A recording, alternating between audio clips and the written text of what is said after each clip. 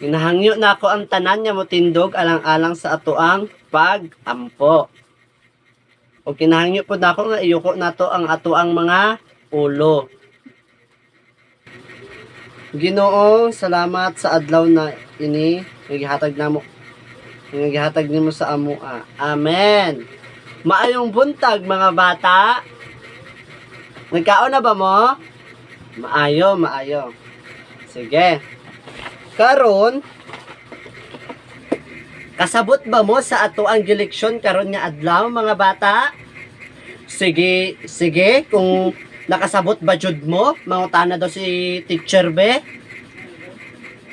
Unsa gana ato ang topic o ato ang leksyon karon nga adlaw? Sige, ikaw, Christine. Tama, mga hulma sa yuta. Unsa ganito mga hulma sa yuta, mga bata? Justin. Bukid. Daniel. Kapatagan. Tama, maayo. Unsa pa? O, PJ. Tama, burol. So nakasabot jud di ay mo sa ato ang direksyon karon nga adlaw. Karon naatay aktibidad na himuon. Andam na ba mo mga bata sa ato ang aktibidad nga himuon karon? Maayo. Sige. Sa inyong tunga nga papel, answerin ninyo. Humana ba mga bata? Maayo.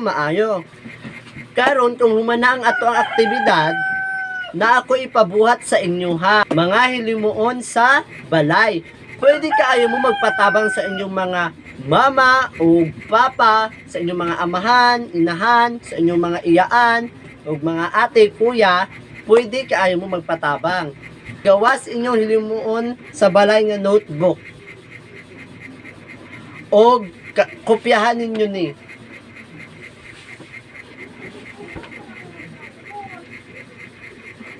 Humana ba ninyong kopya ang inyong hilimuon sa balay? O sige, karon manindog kita alang-alang sa atoang pag-ampo. Ginoo, salamat sa adlaw na ini nga nakatuon gid ang mga bata o nakatuon gid kami sa amo ang gileksyon karon. Amen. O sige, ayo-ayo mo mga bata ha sa inyong pag-uli.